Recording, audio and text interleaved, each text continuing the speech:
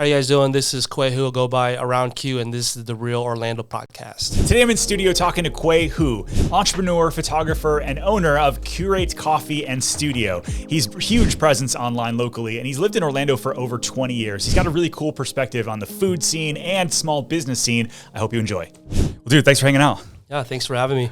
I feel like you're a legend in Orlando. Everybody, I'm like kind of a creator, kind of a real estate agent. Like this blend, you're definitely a big creator and also a coffee guy. So I think this will be a cool conversation. I appreciate it. I don't know about legend. I'm still kind of working on it a little bit, but I've been doing it for a while. So yeah. Right. How long have you lived in Orlando?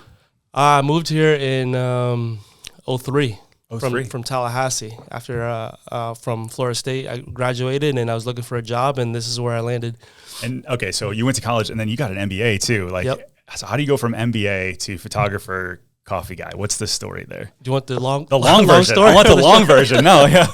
All right. So, started at Florida State. I graduated with an MIS degree, and I was working in tech. But I felt like I didn't want to really work in tech. I got a tech degree because that's what was popular at that time, sure. And that's what everybody was moving into the tech sector. So I'm in my 40s. So back then, the tech sector, the World Wide Web was kind of blowing up. Yeah. When I was 18, 19 years old. So I got a tech degree, graduated school, and then after I graduated, the tech world kind of plummeted, and I happened to get a sales job. So I was working in tech sales for a little bit, and then from there, I wanted to be in corporate America, and I wanted to be like a higher level, CEO, CFO, COO type employee. So I worked in that field for a long time. So that's why I got my MBA. Yeah. So a lot of people, most people that are very techie, they're not really business savvy. Sure. So which, thanks to my dad, I worked in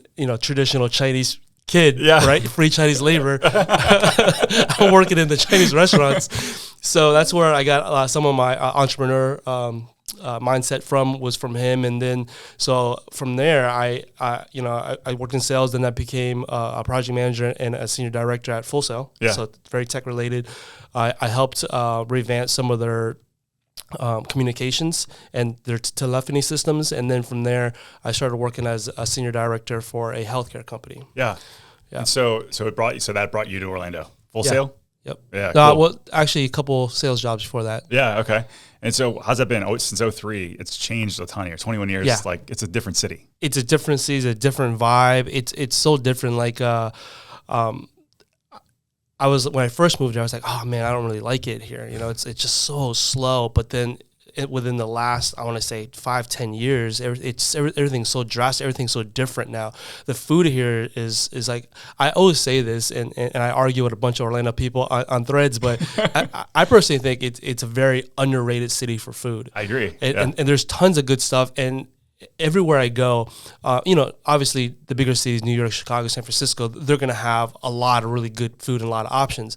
But for what it's worth, Orlando, it's top rated in my opinion. I always think like, oh man, I think that pho or the Chinese barbecue here is still a little bit better. No kidding. Yeah. And that's way different than what it was in 03 though. Way better. Yeah. Go back to Full Sail. I'm kind of curious. What do you feel like? They're a lot of kids go there. Do they put out, are they still putting out good students, or like is that a good place people should start? So you have to really understand Full Sail and what it's worth. It's they have really good programs and really good tech programs. Mm-hmm. If you go in there and you focus and you put all you really focus and you get your good education and you come out and you can find a good job, then it's worth it. But you have to understand they are a for-profit business. So they have a target audience, obviously. Sure. Just in any other for-profit business model. Yep. They have an audience that they pursue, but their music production, their graphic design, those are some of the programs that were really big for them when I was working there. Yeah. But their production and their film production is by far is definitely one of the best. So if you go there to do some of that stuff, you pay for it. Yeah. But I wouldn't go there for a graphic design program. No offense to them, but sure. Valencia has a great graphic design program. So does UCF, right? Yeah. So UCF and Valencia are regionally accredited, so that makes sense. There's differences. Why not go there? Yeah. So talk to us about the photography journey. So you go Full Sail, MBA, now you're like a photographer, and those of you guys don't know, like you travel around the world doing some of the most dope photos I've ever seen. Over 30 something countries and I'm sorry, over 36 states and about 18 to 20 countries. So I traveled a lot. So how the photography aspect came of it, and this is like really funny, but I'm not ashamed to admit it, right? So my knowledge of photography back in the day was like almost anybody can do it. Right, so I walked into Babies R Us when they're still existing, and this is when my first daughter was born. She was like 1 at the time. I was like, we don't have any photos. We should go to like a professional place and get photos taken. And when I went in there was like, oh, $900. I'm like, God damn, $900. I'm like, I could do this my damn self. Right, yeah. So I went and spent $900 and bought a camera. My first camera was a Nikon D60, and it came with lenses and stuff, and started really to educate myself. And from there, I just started taking pictures of my kids. No like inspirational story or anything like that. It just I was the cheap Asian guy, right? and I was like, hey, I'm gonna go ahead and get this camera because I was too cheap to pay for a $900 photo shoot. Right. But now realizing, looking back at it, $900 is actually pretty affordable, or pretty decent for what's out there now for a good photographer. Yeah. So wait, your daughter's like 15 now, right? 15 and 16. So the 15 years ago it was $900. That would still be, what would that be now? It's like, do people still pay a ton of money for like family shoots and that sort of thing? Yeah, it just really depends, man. Like now I feel like everybody's getting to that space. So you're going to have your low end and then you're going to have your high end. Yeah. Are there marginal differences? There could be, right? But it really depends on the style that you like and who you like. But for more importantly, people buy into the person as a person. Like I like this guy. Same for real estate, right? Sure. This guy takes care of me, and he went above and beyond. Versus where this guy never emailed me, never responded, never followed up. So it's very similar. It's more about the service than essentially the overall product. But some people that are very on low budgets, then yeah. But I shoot a lot of pro bono stuff too. There's a customer of ours that came to the shop all the time. They were getting married, didn't have any budget. They asked me, and I said, "Dude, I'll do it for free because so cool. Just because you guys support the shop so much, and I did it for free." So it really depends on the situation, really. How much do you hate when people are like, "Oh, your photos are amazing. It's because you've got a good camera." Oh, it fucking just kills me. Yeah. Like, no, I hadn't spent tens and hundreds of hours figuring out how to edit and shoot and everything like that. That's awesome, man. So you go from photographer, and then you mentioned came into the shop. So you got 2 coffee locations, right? You got Mills 50 and Creative Village. Yep. So Mills 50 started 5 years ago, and then we just started the new location in Creative Village about a month ago. And how that all got started is, so I was in photography. I started in 2008. And then I transitioned and I started getting more into it. Yeah. And not many people know this. Only the true people that have been following me for a long time. So I used to DJ. Oh, no way. So I used to market. I used to take my own pictures and used to do some of my own marketing, and that got me into photography a little bit more. And some of the photographers that were there doing the nightlife stuff, I used to ask them what settings they use and stuff like that. Yeah. But not until I went to New York and Hong Kong, where I was traveling, did I really dial in my settings and really understand what I was doing. Sure. And back then, I was doing some graphic design work. So as a graphic designer, the photography aspect just kind of flowed right in because you edit and you manipulate photos the whole time. Sure. So for me, the transition from graphic design to photography was extremely easy. Yep. And then not until I really saw the value of being a photographer, and especially in the travel space, was probably 2015, 2016 is I left. I was shooting Nikon, then went to Canon for a while, but then Sony released all these new cameras that were smaller, compact, and I was in Hong Kong, and I had just this huge bag of cameras and lenses and stuff. I was like, man, this is so bulky and heavy. So then my friend introduced me to the new Sony systems. I was like, oh my God, this is light. This is full frame. Yeah. So then I completely switched over. And then that's when where everything just kind of took off for me. Yeah. And on the photography aspect. And so then you're crushing it on photography, and then you're like, I'm gonna go open a coffee shop. Like, how do those two pair? So I traveled through my travels, naturally, right? You will go into coffee shops just to edit, right? Because they have Wi-Fi, headphones, exactly. You buy a drink. So I started to really understand coffee. I didn't want to spend my time in a hotel room, so I would when I was traveling, I would pick up a lot of local shops. Yeah. And then really understand some of the single origins, some of the chemics, some of the pour overs, and really dig into it. I was really into it. Yeah. So from there, I got really into it, and I wanted to open a space in Orlando because I felt like there was no home. Like all the coffee shops around here are all relatively the same. Starbucks, it's Foxtail, and then couple mom and pop shooting here. Yeah. And back when I started doing research, it was actually probably 2017, 2018 was when I started doing some of the research for the coffee shops. And I felt like there was no space for creators. Places I went to, Wi-Fi wasn't really fast. It was like shooting out 50, 70 megabytes per second. What the hell am I going to do with that when I'm downloading, large files? Right. And then also no plugs, right? So at the Mills location, we have really fast Wi-Fi up to 400 megabytes per second, and then like almost every 5 to 6 feet there's an outlet. There's even outlets on the floors. Who gives you 400 right now? 400 down right now? Yeah. Spectrum? Oh yeah. Man, I gotta get better.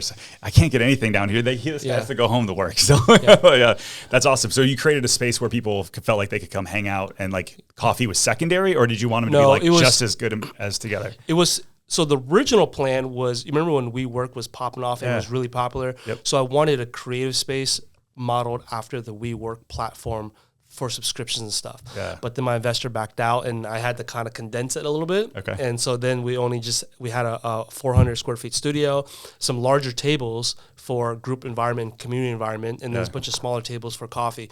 But coffee was always the main product.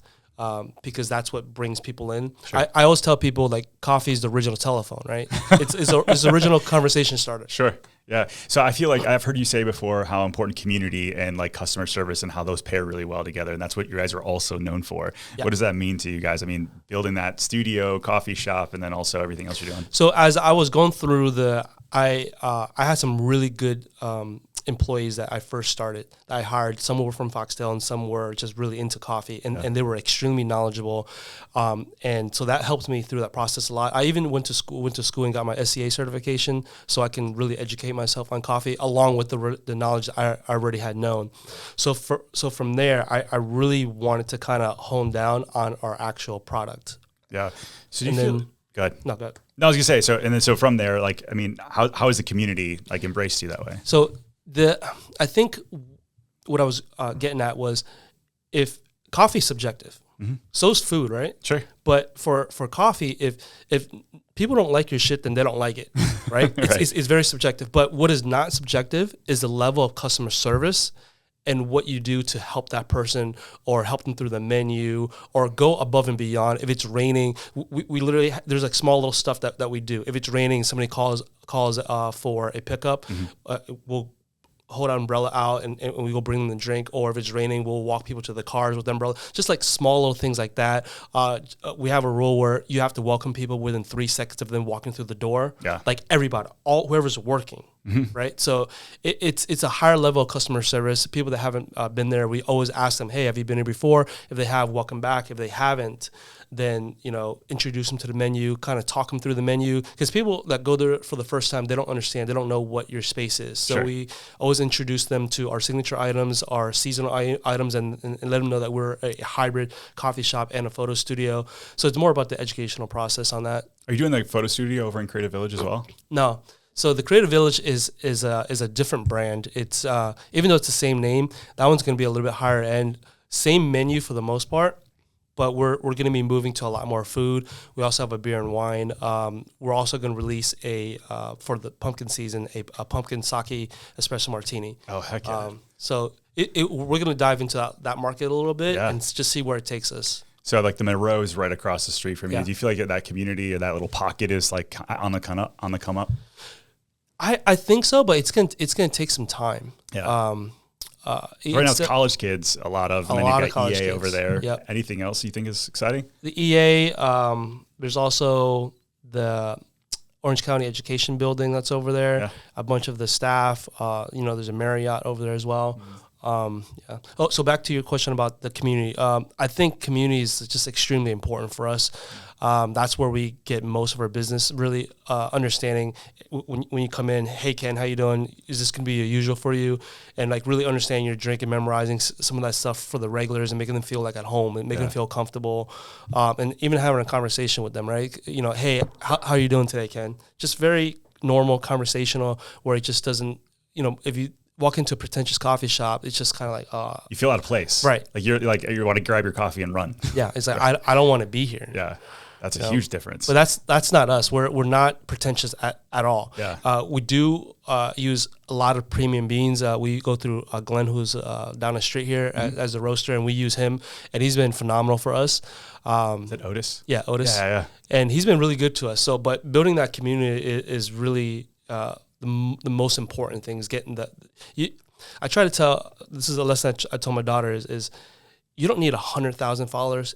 You need 5,000 that are is your army. That's right. And that will support you. That's right. Because those 95% other people, they don't give a shit about you. But those 5,000 is really good. It's it. I don't know if you've seen that one. I don't know if it was a study or a video that came out. There was this one girl. I think it was over on TikTok, something Africa, where she had like 3 million followers and she did a meetup. Oh, and yes, did a bunch I read of about merch. that. And like, I mean, you got 3 million followers. You think that you can get at least 5 to show up. Like nobody showed up to her meetup. Yep. And it's because they liked the videos maybe passively, but they had no community. There was no connection there. The first time I walked into the Creative Village, Qreate Coffee, like they were like, hey, what's up, Ken? And I was like, oh, wait a minute, do you know me or how did this happen? But then like they made me feel like family like that. Yeah. And that's an interesting thing because I feel like Orlando is not known for that. Like in terms of like, with a number of theme parks, like I think hospitality from that perspective, but from outside of that, like, do you feel like the community is embracing you as an entrepreneur? I think so because especially the Asian community, right? Because we're coffee based, but we're a little bit Asian inspired. Okay. So I think they've embraced us a lot. Just our events, like we started doing a lot of photo walks. This past Sunday, we had about 60-some people show up for a photo walk in the rain. I mean, it was downpouring, and we still had about 60-some people come through. All our events, we've done pretty well in regards to, like, we used to have a comedy night, Super Mario Kart, a bunch of these smaller events that we get pretty good turnout. Why do you choose to keep Orlando as home? For the most part, it's where my kids are, but I really like Orlando. As crazy as it may sound, like I love Austin. Austin's probably another city I would move to. It's central. I can travel to the West Coast, East Coast. It's central. I really love New York, but Orlando it feels like it's home. My parents still live in Miami. But for the most part, I feel like Orlando is a really up-and-coming, bigger city. Mm-hmm. There's the cultures here, the melting pot here. Everything is set forth in Orlando to really blossom in the near future. Yeah, I agree. I feel like we've got all of the right things set up. It's just like waiting for maybe a couple of those. I don't know if it's larger businesses that invest in some of these bigger HQs to have the job, the job market kind of get beyond tourism and hospitality. But there's so many things here that we've got. I mean, we're centrally located in the state, so you're close to Miami, close to Jacksonville, Tampa. There's a lot of really cool things about it. But to go to Europe, it's only like 9 hours. To go to the West Coast, it's only 9 hours. It's not that bad. No. But to Europe, it's great. Yeah. If you travel to Europe a lot, Iceland's fun. Norway, all these, Italy. Yeah. Yeah. So going back to like school and everything like that, I mean, you seem like you're very entrepreneurial. If you're gigging around the world, essentially, I don't know how that all works with Sony and like the way that you're working right now, but then obviously you've got the coffee shops. Talk to us about that community here locally. Do you feel like there's a bunch of like smaller entrepreneurs that are trying to crush it? Have you been able to connect with anybody locally? Yes, a lot, man. So referring back to my DJ life and world, that was probably in Orlando between like 2003 to like maybe 2013 Where were you DJing? To Vane, Dragon Room, Antigua, all those places downtown. Yeah, okay. But all those people that used to come out and party with me, a lot of them are all entrepreneurs now. They all are. Yeah. Bento Group, I know all the guys from Bento Group. I know all the guys, Sunny, and all those guys from Domu Dynasty, all the guys from Vietnam's, and they're like making really big waves in that food community right now. Sure. So I'm just here for the ride. I saw what they were doing, and I want to be part of that. But I feel like, the food and meeting other entrepreneurs and getting inspired by them, because I feel like I'm still young. 5 years. I'm only 5 years in, and really starting to really learn and understand the actual business side of things. Sure. But it's going to take some time. But I see some of these guys are just killing it. Yeah, dude. So I think we've got a really cool incubator. I feel like a lot of people, like, they start growing stuff and then leave. It's like, how do we get people to come here, incubate, and stay? And it's been cool to see like local brands start. So when I saw your second location, I was like, oh man, I'm so excited for you. Like, let's keep it going. Who's your ideal person, like, going over to the studio? Is it like mostly like independent people doing it? What does that look like? For the studio rentals, it's really anybody, man. We've had people go in there to do podcasts. We had models there. We had dancers there. We had a live band that rented out at night and did a live show. So it's really anybody that can fit in there. It's only 400 square feet. Sure. So, but the ideal client for somebody is anybody that wants to take headshots. It's really meant for smaller production, whether it's headshots or product shots or anything like that. It's a very affordable rate. It's only $75 per hour, so it's very affordable. Sure. You charge more than Babies R Us, and then you're good to go. Babies R Us. Right on, dude. So what's next for you? Really just focusing on the shop, trying to really increase revenue on that new location. And then also our landlord did not renew our lease for our Mills location. So it's really trying to find another space. So that's going to end in December of 2025. Yeah. So the landlord wants to put a 5-star parking garage there. No way. Well, the Mills area is like, it's funny. We did a video, and apparently it's technically the most walkable community in Orlando. That's what they say on a walk score, but it doesn't seem very walkable to me. It seems very car dependent, but it's blowing up. There's like all these really great spots to eat there. What? No, I think I agree. It is a pretty walkable space because like, so whenever our friends come in town, I take them on this like bar or lounge hop. So we'll start off at Modern. Yeah. Get some drinks, get some food. We'll walk over to Tori, get some drinks, get some food. We'll go to Wally's. We'll go to Guest House. We'll go to Sunroom, Conrad's, DBA. I mean, there's tons of stuff on that strip, and that's all within less of a mile. So I know. We do this walk, and then we end up at Tori at the end of the night. But you got to invite me next time. That sounds like the greatest night ever. But so yeah, it's walkable. I mean, it's not like this 20-foot sidewalk where you're just you're used to. Once you find a parking space, so that's why they're trying to do the parking lot. Well, the thing is, it's a catch-22, right? Yeah. Yes, that area needs it, but does it need to be right there on Mills and 50, one of the busiest intersections? No. There's going to be a backlog of cars. It's going to be a mess. Lake Highland's going to hate it. Did the city approve it already? No, not yet. Oh, so we got to maybe do something about that. Yeah. So we got to find out when the board's being. Right, we got to go there. Like, what are you guys doing over here? Did you guys do a parking study at all? Send our army there. Don't you know? Yeah. Get those 60 people that showed up to the other night in the rain. Those are the people just need to show up to the meeting. That's wild. All right, so you maybe find a second location. What else? What else do you feel like Orlando has on tap for you? Probably another. I want to do like 3 to 5 locations. I think I'm starting to really understand the entrepreneurship and understand the market for coffee. Yep. And I think once we build the Creative Village one will probably be mostly our flagship store, and to really kind of take that model and shift it over to another location, right? Maybe not as big, maybe only 1,000 square feet. Maybe do a lot more grab and go, but the look and the feel is what I really enjoy. So moving forward, that's probably going to be like our flagship model moving on. It just really depends. You can plan somewhat, but you can't really plan everything. Who knows, this economy tank. Who knows? Yeah, exactly. And, I may have nothing in a couple of years. Hopefully not. Hopefully not. Yeah, hopefully it keeps expanding. So you're traveling all over. What does Orlando need still? Like, you see like other concepts in different places. Like specifically? Yeah. Like whether it's a concept or like a specific brand. I'm really all right. So I can tell you what Orlando doesn't need. Okay. We don't need any more all you can eat Korean barbecue spots. No. Those are, I swear to God, those are like the new Chinese buffets. Right. We don't need any more of those. No. Specifically, if I had to pick, we really need like a dumpling spot. Just straight dumplings.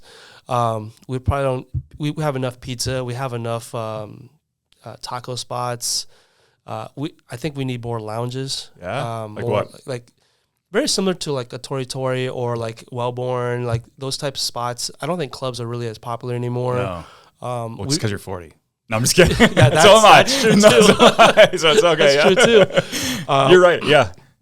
We probably don't need any more boba spots or coffee spots either. I think Orlando has one of the most densely populated coffee spots. Yeah. I was reading that somewhere, and there's tons.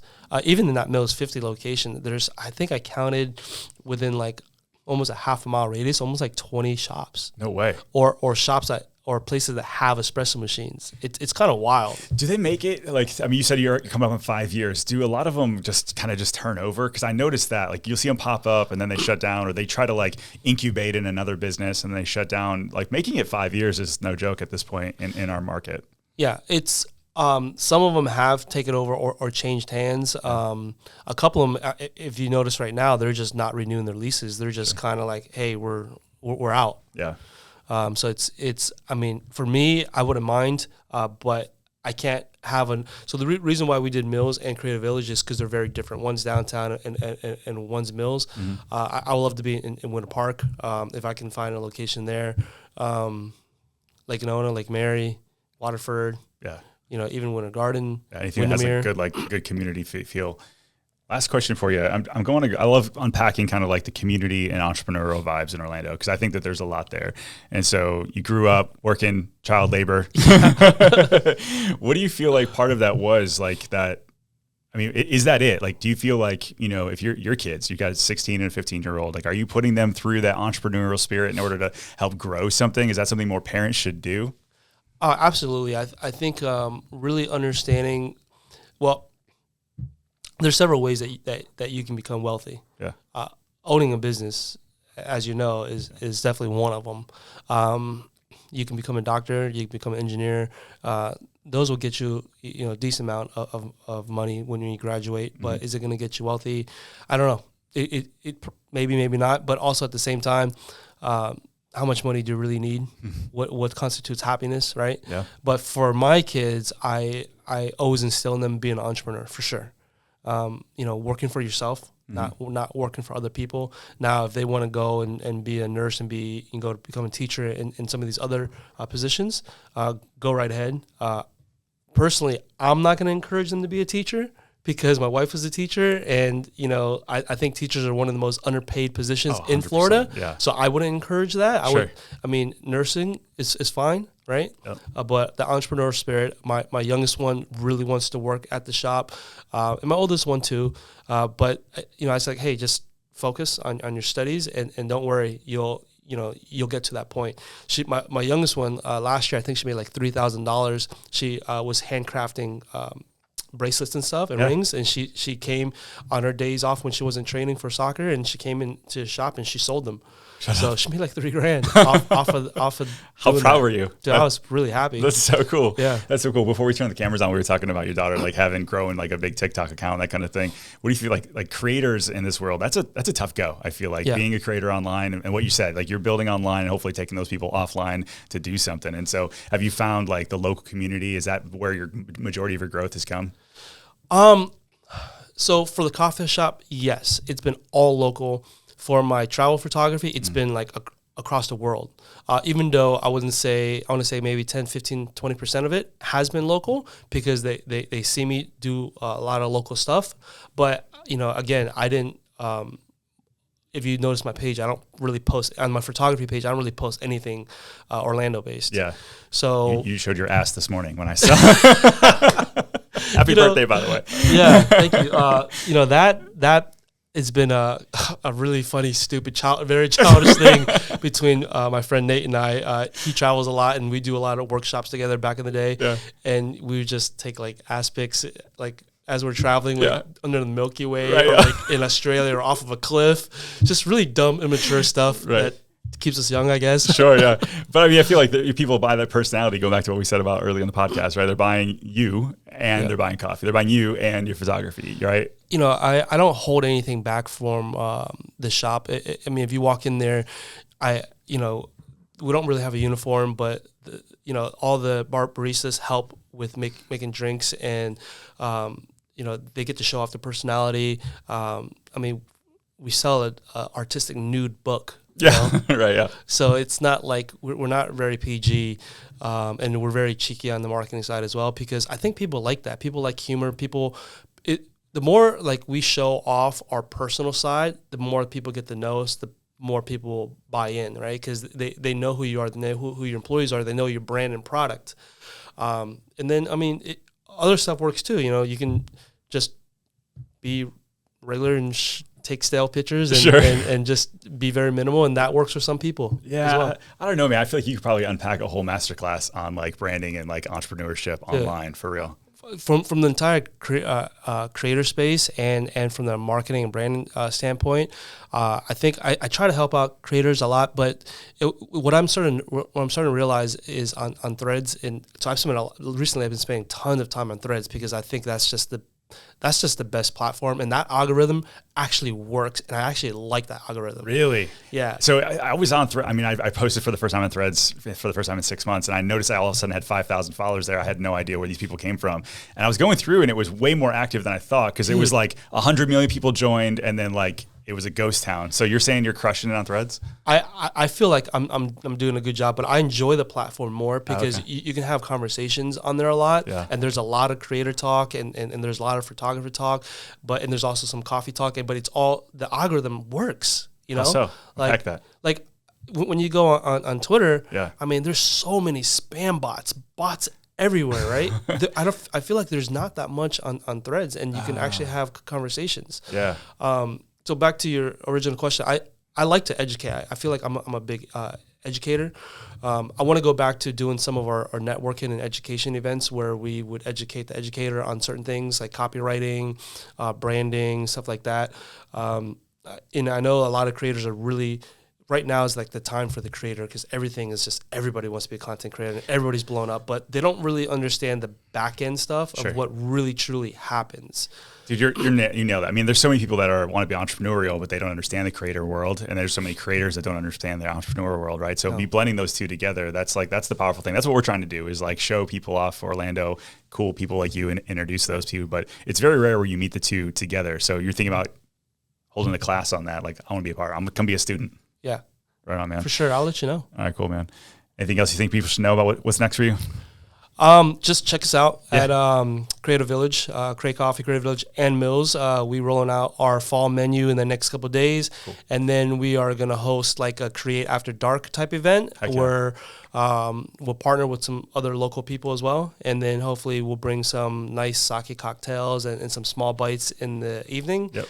But those are the things that's up and coming. Hopefully, I can find another location sooner than later. Yeah, before December of 2025. Right and then I have a trip to New York with Sony again in October, at the end of October, and then just lots of kids travel soccer. And that's pretty much it. Okay, man. Thanks for hanging out. Yeah, Appreciate it.